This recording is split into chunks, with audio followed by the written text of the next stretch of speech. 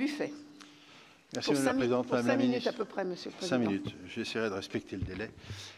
Madame la Ministre, mes chers collègues, la proposition que je vous présente aujourd'hui est en réalité de caractère très modeste.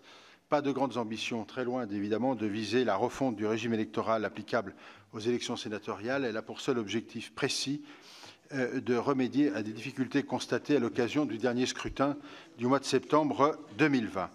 Comme vous le savez, la loi du 2 décembre 2019, issue de la proposition de loi de notre collègue Alain Richard, ici présent, a étendu aux élections des sénateurs l'ensemble des règles applicables en matière de propagande électorale aux autres scrutins. Cette loi est entrée en vigueur en juin 2020, si bien que les élections du 27 septembre 2020 ont vu le renouvellement de la série 2 des sénateurs a été le premier scrutin concerné par son application. Ce scrutin a toutefois révélé deux types de difficultés liées à la mise en œuvre de la loi de 2019 et plus précisément à l'application aux élections sénatoriales des interdictions posées dans les dispositions des articles L49 et L52-2 du Code électoral. Ces deux articles interdisent, d'une part, de mener toute action de propagande la veille ainsi que le jour du scrutin, et d'autre part, de communiquer les résultats de l'élection en métropole avant la fermeture du dernier bureau de vote sur le territoire métropolitain. Or, l'application de ces dispositions s'est révélée problématique dans le cas des élections sénatoriales qui sont les seules élections où peuvent avoir lieu 2 tours de scrutin, évidemment, le même jour. Dans les circonscriptions où l'élection se déroule au scrutin majoritaire, le premier tour de scrutin est ainsi ouvert de 8h30 à 11h, tandis que le second est ouvert, le cas échéant, naturellement, de 15h30 à 17h30. En conséquence, l'application de la première disposition mentionnée, les candidats qualifiés pour le second tour se sont trouvés dans l'impossibilité de faire campagne entre les 2 tours de scrutin. Par ailleurs, l'embargo sur les résultats qui a été imposé jusqu'à la fermeture du dernier bureau de vote sur le territoire métropolitain, soit 17h30, est apparu en totale contradiction avec la nécessité de communiquer les résultats du premier tour de scrutin dès la fin de la matinée ou en tout état de cause avant l'ouverture du second tour de scrutin. C'est pourquoi la proposition que je vous présente prévoit que les deux dispositions de droit commun évoquées relatives à la propagande et à la communication des résultats ne s'appliquent pas aux élections sénatoriales naturelles. Plus précisément, l'interdiction de mener des actions de propagande pour les candidats à l'élection sénatoriale serait levée uniquement pour la période de l'entre-deux tours dans les départements concernés par le seul scrutin majoritaire, et l'embargo sur le résultat tel qu'il est prévu par le droit commun serait quant à lui purement supprimé pour l'ensemble des départements, afin que les résultats des premiers tours de scrutin puissent être à nouveau communiqués dès la fin de matinée.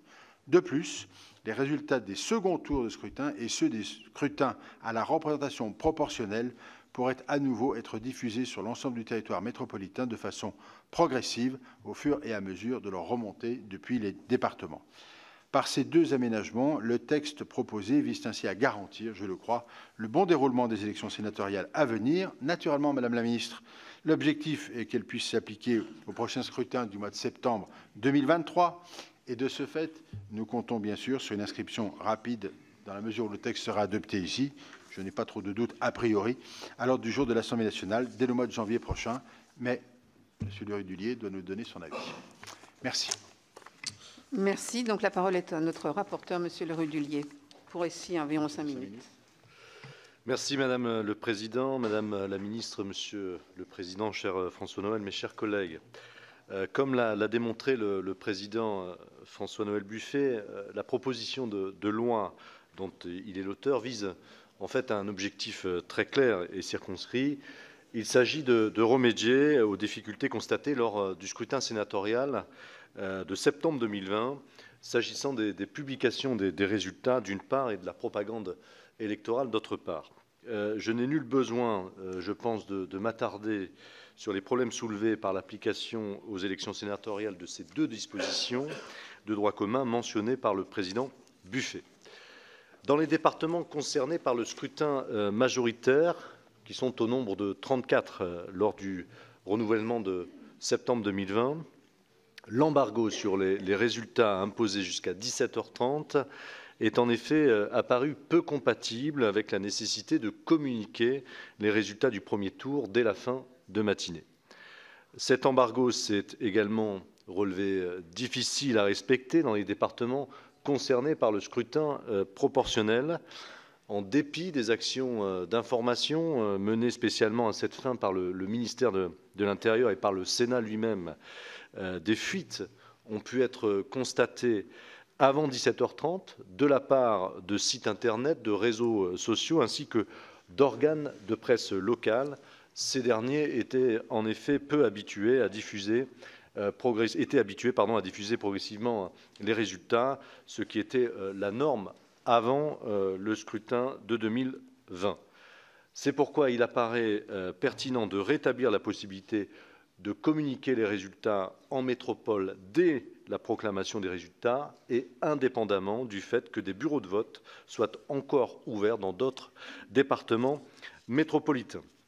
Ainsi, le retour au principe d'une diffusion des résultats au fil de l'eau est à la fois indispensable dans les départements concernés par le scrutin majoritaire, mais également bienvenu dans les départements concernés par le scrutin proportionnel. Le deuxième axe de cette proposition de loi est sur le fait qu'il était moins incongru d'interdire aux candidats qualifiés pour le second tour de faire campagne durant les quelques heures qui séparent la clôture du premier tour de l'ouverture du second. En visant à permettre de déroger pour la seule période de l'entre-deux tours à l'interdiction posée par l'article L49, l'article 1er de la proposition de loi apparaît comme une mesure de bon sens. Les candidats qualifiés pour le second tour seraient donc à nouveau autorisés à distribuer des tracts, envoyer des messages ou encore tenir des réunions électorales à ce moment-là. Je souhaite souligner que cette mesure ne remettrait nullement en cause l'interdiction de mener des actions de propagande durant la journée de samedi ainsi que le matin du dimanche de l'élection. Elle ne remettrait pas davantage en question l'interdiction d'introduire tardivement des éléments nouveaux de polémique électorale qui est posée par l'article L48-2 du Code électoral. Par ailleurs, le rétablissement de la possibilité pour les candidats de faire campagne entre les deux tours de scrutin pose également la question du financement des dépenses à visée électorale qui seraient engagées durant cette période. Comme vous le savez, les règles relatives au financement et au plafonnement des dépenses électorales prévues pour les élections législatives, départementales ou encore municipales s'appliquent également aux élections sénatoriales. Les candidats à ces élections ayant réalisé au moins 1% des suffrages exprimés doivent déposer auprès de la Commission nationale des comptes de campagne et des financements publics leurs comptes, retraçant l'ensemble des recettes perçues et l'ensemble des dépenses engagées en vue de l'élection. Les candidats ayant obtenu au moins 5% des suffrages exprimés peuvent ensuite prétendre, sous certaines conditions bien évidemment, au remboursement forfaitaire de la part de l'État. Ainsi, conformément à l'article 52-4 du Code électoral, seules les dépenses engagées au vu de l'élection et antérieures à la date du tour de scrutin où elle a été acquise est inscrite au compte de campagne peuvent être considérées par la Commission nationale des comptes de campagne et des financements publics comme des dépenses électorales et donc, par conséquent, être éligibles au remboursement forfaitaire de l'État. En toute rigueur, ne sont donc pas concernées des dépenses intervenant le jour même de l'élection. Avant l'entrée en vigueur de la loi du 2 décembre 2019, la Commission nationale des comptes de campagne et financements publics admettait, à titre exceptionnel, que les dépenses liées à l'organisation de réceptions avec les grands électeurs dans l'entre-deux tours ou encore l'envoi de messages durant cette même période pouvaient être qualifiées d'électorales. Cette position procédait d'un ajustement de la doctrine classique de la CNCCFP et d'un écart par rapport à la lettre de l'article 52-4 du Code électoral. Ainsi, depuis l'entrée en vigueur de la loi du 2 décembre 2019, les dépenses liées aux actions de propagande entreprises entre les deux tours du scrutin et qui sont inscrites au compte de campagne du candidat présentent donc un caractère irrégulier et ne peuvent pas donc faire l'objet d'un quelconque remboursement de la part de l'État. En toute logique, l'adoption de cette présente proposition de loi lèverait pour la période de l'entre-deux tours de l'élection sénatoriale l'interdiction posée par l'article L49 du Code électoral, si bien que la position de la Commission nationale des comptes de campagne, admettant le remboursement des dépenses de propagande intervenues entre les 2 tours du scrutin, serait à nouveau susceptible de s'appliquer. Pour autant, il n'apparaît pas satisfaisant, notamment au regard de l'objectif de sécurité juridique, de faire dépendre l'éligibilité des dépenses engagées par les candidats aux élections sénatoriales durant cette période d'entre-deux tours de la seule prise de position de la CNCCFP. C'est pourquoi je vous proposerai tout à l'heure un amendement qui adapte la rédaction de l'article 52-4 du Code électoral à la spécificité du scrutin sénatorial, l'objectif étant de garantir sans ambiguïté l'éligibilité au remboursement des dépenses engagées entre les 2 tours de scrutin lorsque ceux-ci ont lieu le même jour. Enfin, comme l'a rappelé à juste titre le président Buffet, cette proposition de loi a vocation à entrer en vigueur avant la prochaine échéance électorale de septembre 2023. Les délais impartis sont donc relativement serrés et en tout état de cause inférieurs au délai d'1 an que la même loi du 2 décembre 2019 avait posé comme durée minimale à respecter entre la modification des règles électorales et les élections concernées. Le législateur est toutefois libre de déroger au cas par cas à cette règle. En l'espèce, une telle dérogation semble justifiée. Par conséquent, je vous proposerai d'adopter cette proposition de loi ainsi modifiée. Je vous remercie. Merci, monsieur le rapporteur. Maintenant, la parole est à madame la ministre, s'il vous plaît. Madame la présidente, monsieur le président, monsieur le rapporteur, mesdames et messieurs les sénateurs, je tiens tout d'abord à saluer la mission essentielle que remplit votre commission sous votre conduite, cher François-Noël Buffet, pour la bonne administration de notre pays. C'est la première fois que nous nous rencontrons dans ce cadre.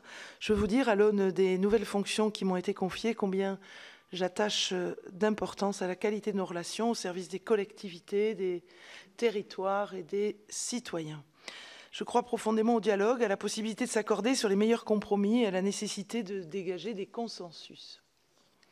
Et je pense que cette proposition de loi qui nous a été présentée nous en offre d'ores et déjà une très bonne occasion. Elle porte bien sûr sur un sujet sensible, car touchant à la mécanique même de notre démocratie.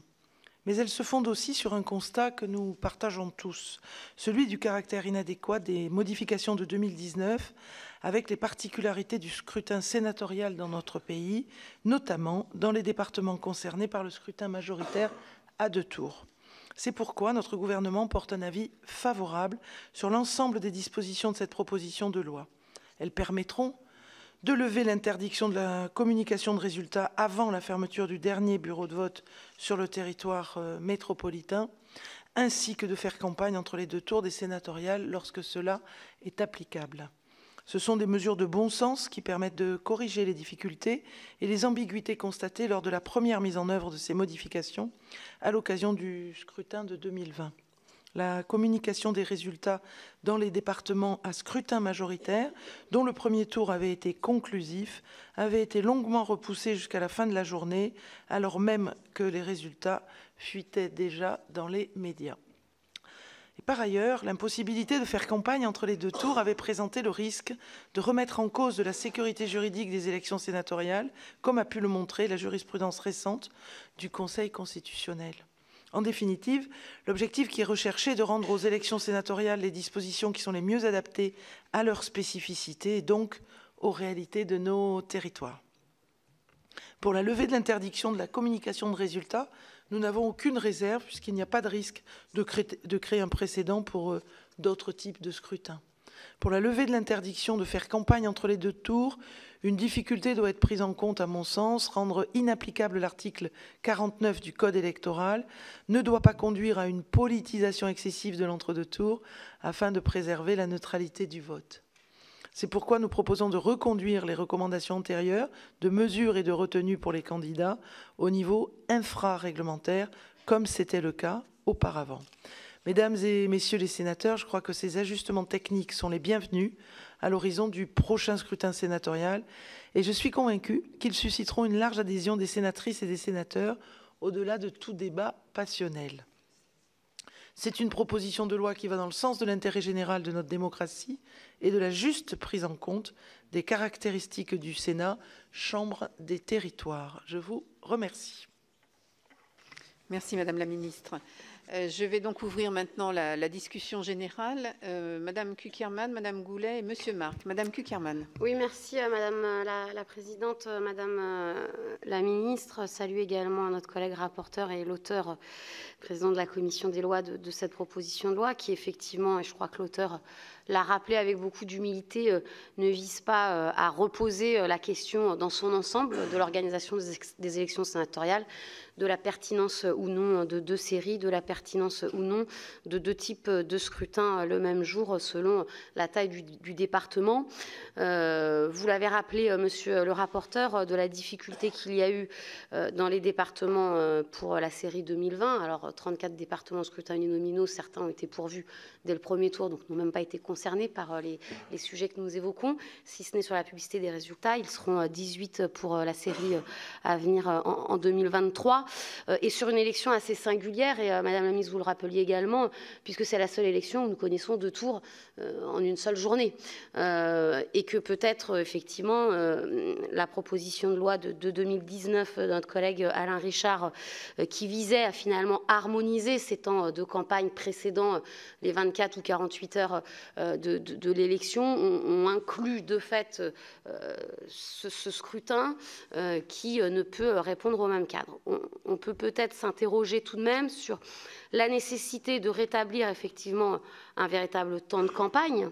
Et j'oserais dire, Madame la Ministre, j'entends les recommandations que vous faites, mais s'il y a certainement un temps très politique, c'est bien un entre-deux tours, puisque c'est la phase ultime. Après que ce temps soit très politique, dans le respect des pratiques républicaines et des différents candidats est une chose, mais je crois que ce serait un vœu pieux que d'envisager un deuxième tour qui ne soit pas politique.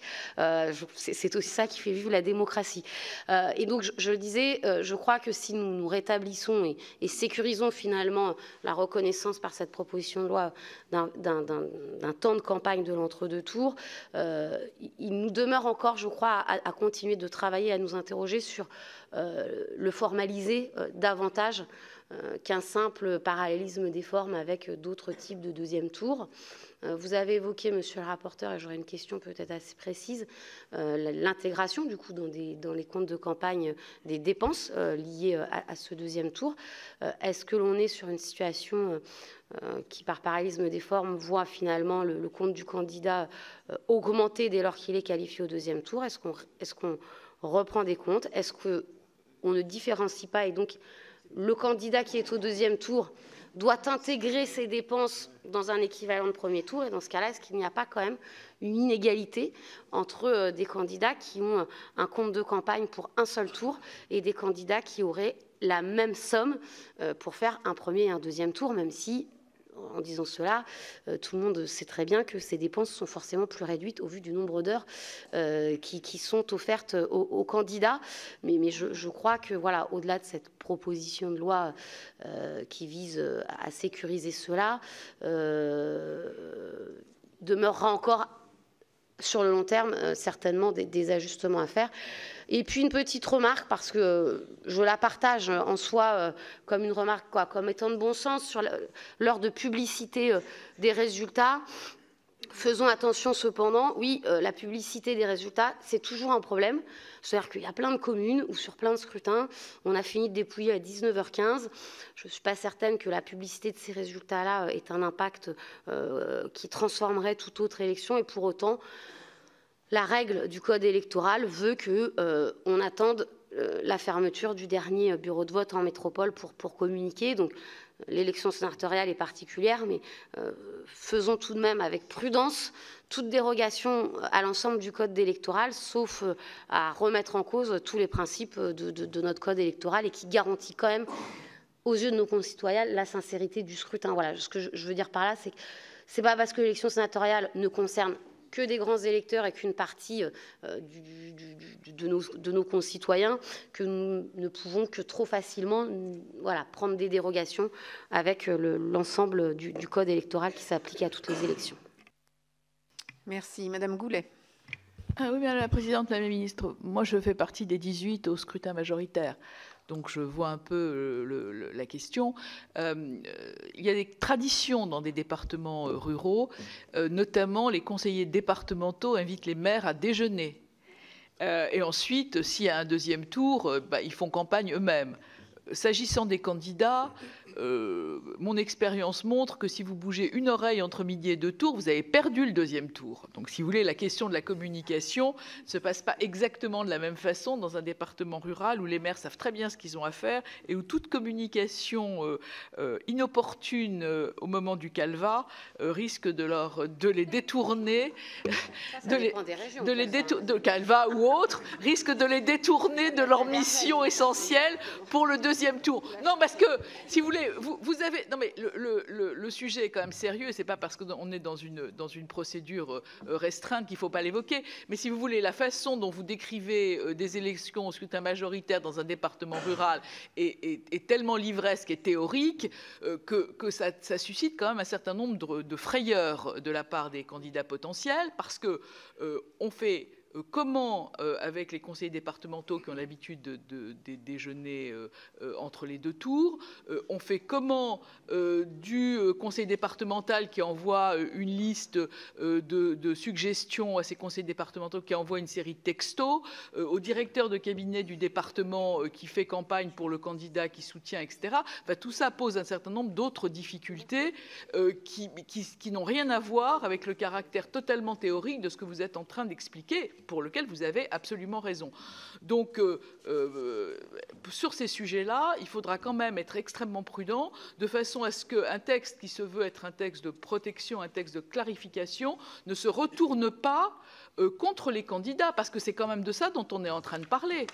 Parce qu'on va inscrire des règles plus strictes, des règles adaptées au scrutin majoritaire, ce que je comprends très bien, mais dès que vous allez toucher des comptes de campagne sur un sujet sur lequel les candidats ne maîtrisent pas forcément la chaîne des opérations entre le quart qui est loué par une intercommunalité pour amener tous les grands électeurs à la préfecture ou à l'endroit où se passent les élections, dans lequel évidemment il y a une communication qui se fait dans le quart parce que comme ça tous les maires arrivent ensemble et ils votent bien au bon moment, etc. Enfin, tout ça risque de poser des problèmes de compte de campagne et risque, à mon sens, de se retourner contre les candidats si les précisions ne sont pas vraiment extrêmement synthétiques et extrêmement claires. Donc voilà, moi je voulais quand même attirer votre attention sur le fait que la partie liée au compte de campagne devait être extrêmement rigoureuse dans son énoncé. Merci. Merci, Monsieur Marc. Merci Madame la Présidente, Madame la Ministre, Monsieur le Président, aujourd'hui auteur de la proposition de loi, et Monsieur le rapporteur, mes chers collègues. Je suis aussi d'un département où nous sommes 2 sénateurs, mais je ne suis pas concerné par la prochaine élection. Simplement, c'est vrai que quand j'entends, bien évidemment, je suis pour cette proposition de loi, mais et je rejoins les propos de Nathalie Goulet, je crois que ça ne se passe pas du tout comme vous pensez que cela se passe pour ceux qui ont des gros départements avec beaucoup de grands électeurs. C'est quelque chose de tout à fait pas étrange, mais alors moi j'ai eu la chance de passer au premier tour, hein, mais j'ai assisté à des entre-deux tours. J'ai assisté à des entre-deux tours où, évidemment, comment on fait? Les divers grands électeurs sont répartis dans les restaurants de la ville. Alors, on va les voir les uns et les autres. Les SMS, ça marche à fond, etc. Donc, quelles vont être les formes de cette propagande qui va être autorisée? C'est ça qui compte. Parce qu'en réalité, vous pouvez aussi, si vous en avez 400 ou 500, vous pourriez à la limite proposer à chacun un digestif. Vous voyez, je vais jusqu'au bout pas de l'absurde, mais presque. Et ce qui pourrait bien évidemment faire naître des recours juridiques ensuite. Donc il faut être prudent en la matière. Depuis qu'évidemment, il faut que les sénateurs remettent aussi des comptes de campagne, les choses sont en train de s'affiner, mais je vous le dis, ça ne se passe pas comme vous, aussi simplement que ce que l'on croit. Je rejoins les propos de Nathalie. Il faudra vraiment préciser les choses en termes de propagande. Merci. Juste, je me permets peut-être, parce que j'ai encore beaucoup de demandes de parole, je me permets simplement de vous rappeler que nous sommes en législation en commission et donc tout est retransmis. Donc faites attention quand même sur certains points.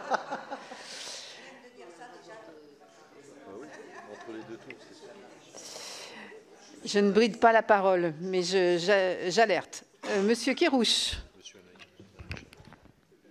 Merci, Madame la Présidente, Monsieur le rapporteur.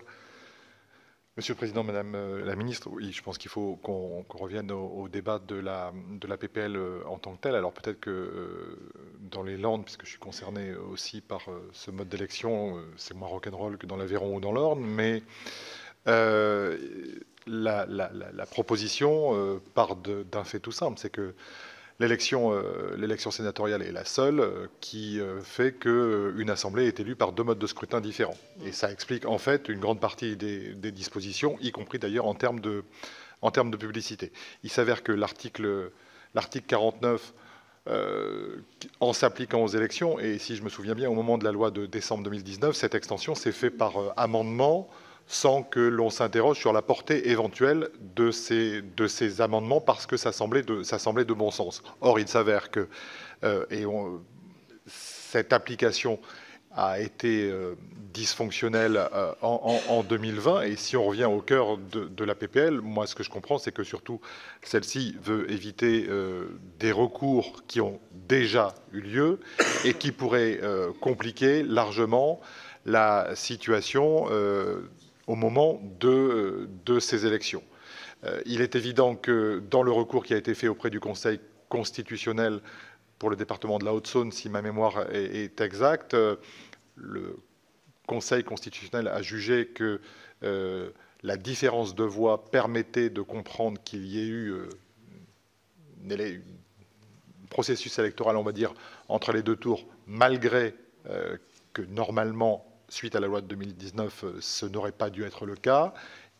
Il nous appartient de ne pas multiplier ce genre de difficultés maintenant qu'elle est identifiée. Par ailleurs, effectivement, au-delà de l'image d'Épinal, il y a toujours eu un processus électoral particulier entre les 2 tours d'une élection à scrutin uninominal majoritaire pour les départements concernés. Ça fait partie d'un folklore électoral, mais qui existe. Encore faut-il le codifier et faire en sorte qu'on évite en effet les difficultés. Et c'est pour ça que, en ce qui concerne notre groupe, nous voterons à la fois la proposition qui est faite et également l'amendement. La proposition parce qu'elle corrige l'aspect principal. S'agissant de la publicité des élections, eh bien, là aussi, la différence de communication est liée à la différence de scrutin, et on imagine mal que des scrutins qui soient déjà officiels localement ne soient pas communiqués nationalement. Donc on part d'une régularisation, et il nous semble aussi que l'amendement du rapporteur en matière financière vient justement donner une précision nécessaire. Voilà, merci. Merci. Je signale que j'ai des demandes de parole de M. Watebled, Mme Canaillet, M. Bonhomme, M. Richard et Mme Bellureau. Donc c'est la parole à M. Watebled. Merci Mme la rapporteure.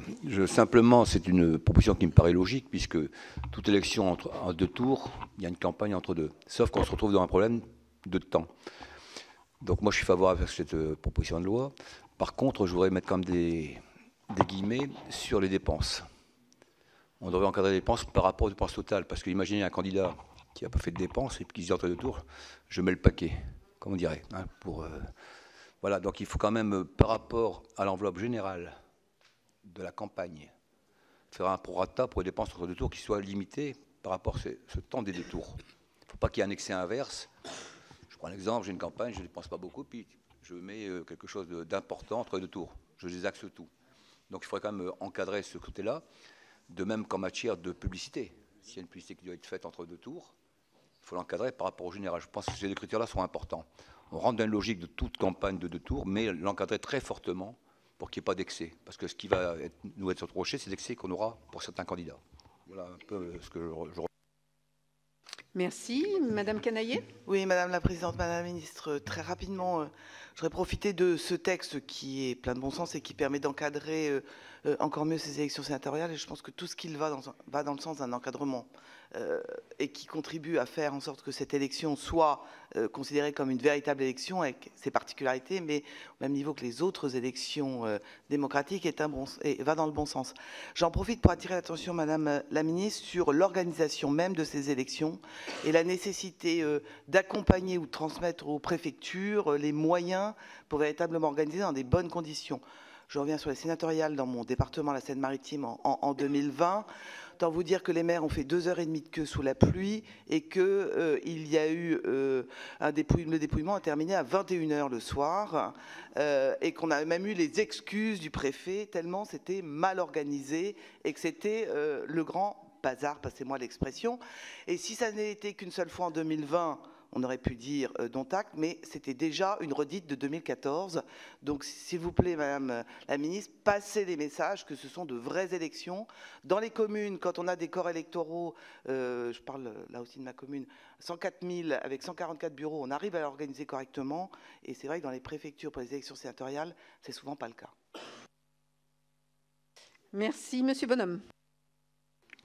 Oui, merci Madame la Présidente. Oui, je crois qu'il faut, d'abord je souscris pleinement aux propositions de son initiateur. Je pense vraiment qu'il est important de dire d'abord que le scrutin sénatorial est un scrutin très particulier en raison de ce qui a été avancé, c'est-à-dire la courte amplitude horaire entre le premier et le second tour dans le même jour.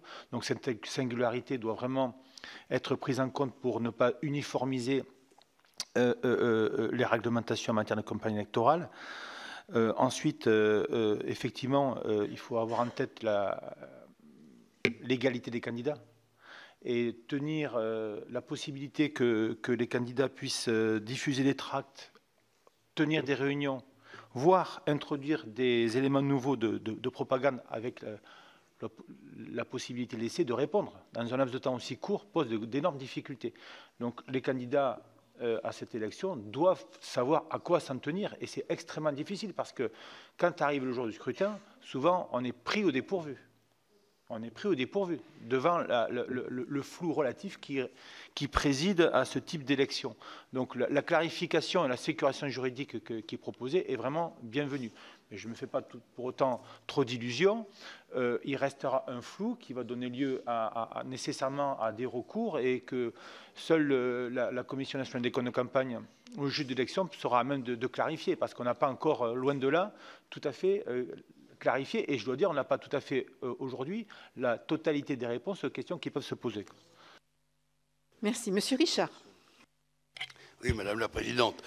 D'abord, mon expression sera d'autant plus modeste que si on légifère aujourd'hui, c'est parce qu'il y avait une imperfection dans la proposition de loi que j'avais présentée il y a maintenant 4 ans, avec une large approbation, d'ailleurs un gros travail collectif de la Commission, mais enfin, nous avions encore raté un ou deux détails. Donc, comme en plus, le Torino qui s'occupe de mes cordes vocales m'a demandé de ne pas parler beaucoup, je vais être particulièrement sobre.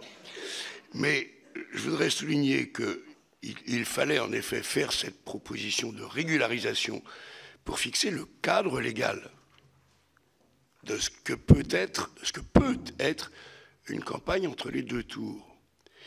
Mais il faut aussi, quand j'entends certaines interventions, rappeler ce qu'est le cadre, le principe de toute campagne électorale.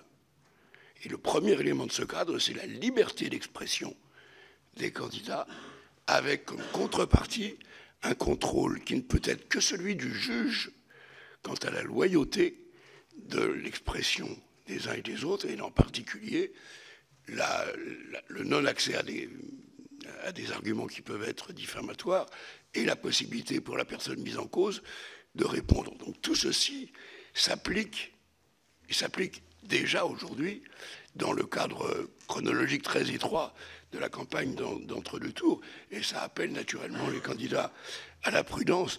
Et moi, j'approuve le gouvernement, comme l'ont fait d'ailleurs les gouvernements antérieurs depuis longtemps, de rappeler ces principes de base pour les candidats qui peuvent ne pas avoir forcément assimilé l'ensemble du schéma avant l'élection. Et je veux souligner en particulier un risque qui existe dans toute élection et qui sera encore plus prononcé dans cette campagne licite d'entre les deux tours, c'est que doivent être à la charge, en tant que dépenses de campagne d'un candidat, toutes les dépenses engagées à son profit, et donc pas forcément par lui-même. Donc ceci est une règle permanente devant laquelle, évidemment, tout candidat doit ouvrir le maximum de parapluies, mais il peut toujours être pris en défaut de ce côté-là. Et enfin, j'en profite pour répéter, suivant le principe des trompettes de Jéricho, au gouvernement, qu'il faut refondre le code électoral, qui est un document juridique périmé et en désordre, qui n'est plus maniable. Donc, il y a une commission supérieure de codification pour ça. Il faut la faire travailler. Merci. Et enfin, Madame Bellureau. Merci Madame la Présidente.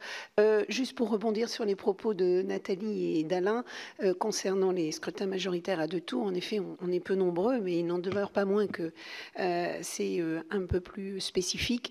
Et si ce texte est adopté, ce que je souhaite, suite à l'excellent travail de l'auteur et du rapporteur, il serait bon que dans les décrets d'application, évidemment dans le respect de la loi, mais que les décrets d'application puissent aussi être écrits en ayant une consultation des sénateurs qui sont concernés parce qu'ils ont une pratique et il ne faudrait pas que ces décrets viennent mettre à mal la situation que nous connaissons dans nos élections sénatoriales. Merci.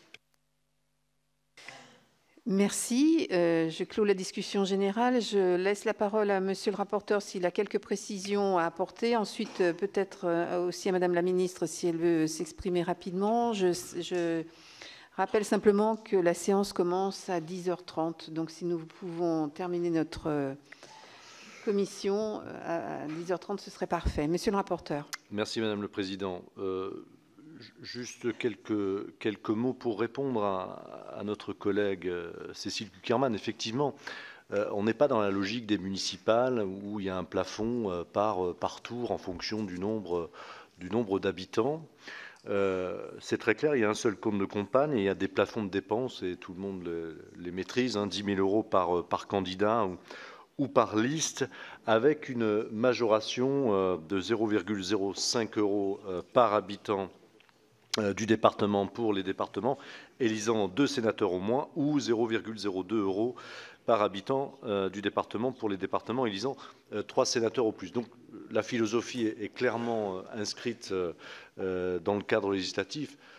Et effectivement, vous l'avez noté, le temps de la campagne entre le premier et le second tour est quand même très restreint. Peut-être que ça poserait des problèmes de philosophie si, dorénavant, un jour, on a un second tour, une semaine après le premier tour. Pour répondre à notre collègue Alain Marc, la proposition de loi, déjà, il y a une dérogation par rapport à l'interdiction posée par l'article L49 et ces interdictions sont très précises et très ciblées. Il y en a 4. C'est l'envoi de messages électroniques, la réunion électorale, la distribution de bulletins et des appels téléphoniques en série. Donc, en fait, les modalités de campagne sont déjà clairement définies par rapport à l'article L49. S'agissant de notre collègue M. Kerrouche, effectivement, il a pleinement raison. Il y a eu une seule décision du Conseil constitutionnel suite aux élections sénatoriales de 2020.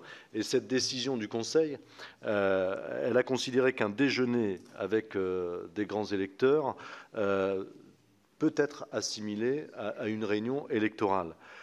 Donc, forcément, c'est une irrégularité, car manquement de l'article L49, je précise, on est dans le scénario 2020. Néanmoins, l'écart, en l'espèce, l'écart de voix était tel, et vous l'avez souligné, que le Conseil constitutionnel a considéré que la sincérité du scrutin n'avait pas été altérée, donc l'élection n'a pas été annulée. Pour autant, le risque juridique existait bel et bien dans le cadre d'un scénario où il y avait un écart très faible. Je pense que la décision du Conseil constitutionnel était tout autre. Par rapport à notre collègue, enfin, M. Waterbled, les règles actuelles de plafonnement des dépenses électorales, c'est l'article L308-1, permettent d'ores et déjà d'encadrer les montants de dépenses engagées. Effectivement, c'est au candidat de gérer sa campagne en fonction du premier et de second tour et de se garder, entre guillemets, une poire pour la soif pour pas clairement déplafonner ou en tout cas ne pas respecter le plafond. Et cette PPL n'aurait pas pour conséquence d'augmenter le plafond actuel. Ça a été rappelé suite à l'intervention de Madame Cukierman. Voilà ce que je voulais dire clairement. Et sachant qu'il y a beaucoup de pédagogie, je pense, à faire au niveau des candidats et à travers notamment le guide que le ministère de l'Intérieur va rédiger, notamment de bien préciser que c'est bien une réouverture de la période de la propagande électorale entre le premier et le second tour et nullement le samedi ou le dimanche matin, pour pas qu'il y ait là aussi de troubles et de dépenses engagées le samedi parce qu'on aurait soi-disant dit clairement que le premier et le second tour, on rouvre tout. Donc ça aussi, il y a une sorte de clarification et beaucoup de pédagogie à faire au niveau des candidats à travers le guide notamment. Merci, Monsieur le rapporteur. Je vais laisser la parole à Madame la ministre si elle souhaite répondre. Et je vois que vous avez été quand même largement sollicité à la fois par le rapporteur, mais également par nos collègues sénateurs afin de rédiger, j'allais dire, un guide très précis et peut-être mis à jour. Merci. Oui, je serai extrêmement bref parce que je suis attendue comme vous, je pense, à l'ADMI. Donc, juste vous dire que j'ai tout noté. Donc, le guide, bien sûr, mais aussi votre appel à une organisation sans faille dans les préfectures. Donc, c'est noté, bien sûr, des décrets d'application écrits en concertation avec les sénateurs. Donc, j'ai pris bonne note des choses concrètes, pragmatiques à court terme. Et je vous remercie. Vous avez raison de le dire à court terme puisqu'on compte sur vous pour que cette proposition de loi soit définitivement adoptée dans les meilleurs délais. Alors, je vais procéder je vais faire voter l'article 1er, l'amendement est après l'article 1er. Donc, on vote d'abord l'article 1er. Donc, qui est pour l'article 1er? Vous avez des délégations de vote. Qui est contre? Qui s'abstient?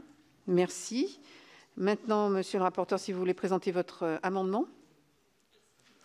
Oui, je vais peut-être rappeler le périmètre. Alors, je voulais vous le dire que ce n'était pas forcément utile de rappeler le périmètre puisqu'il n'y a plus lieu de faire des amendements pour le passage en séance. Donc, voilà. Très bien.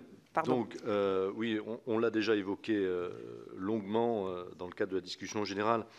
Cet amendement, elle vise tout simplement à adapter la rédaction de l'article L52-4 du Code électoral afin d'assurer l'éligibilité au remboursement des dépenses de campagne engagées par les candidats aux élections sénatoriales entre les deux tours d'un scrutin. Dans sa rédaction actuelle, l'article L52-4 exclut des dépenses éligibles au remboursement les dépenses intervenant le jour même du scrutin. Or, on l'a vu, les candidats aux élections sénatoriales qualifiés pour le second tour sont susceptibles d'engager des dépenses le jour même du scrutin, c'est-à-dire entre les deux tours. Et donc, cette modification vise à inclure ces dépenses dans le champ des dépenses éligibles. Je souhaite quand même souligner un point qui est assez important parce que même si l'article L52-4 s'applique à l'ensemble des élections et pas uniquement aux élections sénatoriales, la modification proposée n'aurait aucune incidence dans les faits sur le financement des dépenses électorales des candidats aux élections sénatoriales.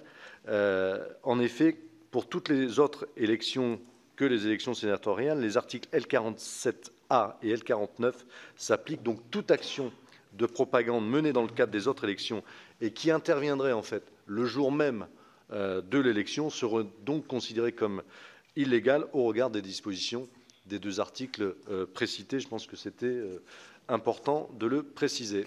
Et peut-être pour faire suite à la remarque de Monsieur Richard, les dépenses engagées pour le compte également du candidat.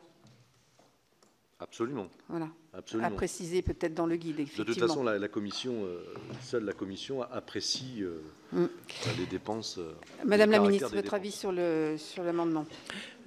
Merci, Madame la Présidente. Je vais raccourcir mon propos pour simplement vous dire que cette mesure vient apporter une souplesse dans la définition de la période prise en compte pour le recueil des dépenses engagées en vue d'une élection. Elle permet uniquement pour les élections sénatoriales où l'article L49 est rendu inapplicable par la proposition de prendre en compte d'éventuelles dépenses électorales engagées entre les deux tours, période qui est nécessairement le même jour que le scrutin. C'est le cas par exemple pour les déjeuners électoraux entre les deux tours de scrutin. Cette proposition n'entraîne pas de conséquences pour les autres scrutins, car en effet l'article L49 du Code électoral interdit toute campagne électorale le jour du scrutin, ce qui empêche que des dépenses puissent être inscrites au compte de campagne. Pour l'ensemble de ces motifs, le gouvernement émet un avis favorable à cet amendement relatif à la modification de l'article L52-4 du Code électoral, permettant la prise en compte du cas spécifique de l'entre-deux tours des élections sénatoriales sans atteindre l'équilibre général et l'esprit de la disposition garantissant la sincérité des opérations électorales. Merci Madame la Ministre. Je pense que comme nous avons pu nous exprimer en discussion générale, je vais passer au vote directement de l'amendement. Qui est pour? Qui est contre? Qui s'abstient? Il est adopté, merci. Donc maintenant, je vais faire voter l'article 2. Qui est pour? Qui est contre? Qui s'abstient? Il est adopté. Et maintenant, je fais voter l'ensemble de la proposition de loi. Qui est pour? Qui est contre? Qui s'abstient? Eh bien, écoutez, c'est un grand succès. Merci à l'auteur et au rapporteur. Et rendez-vous en séance. Merci.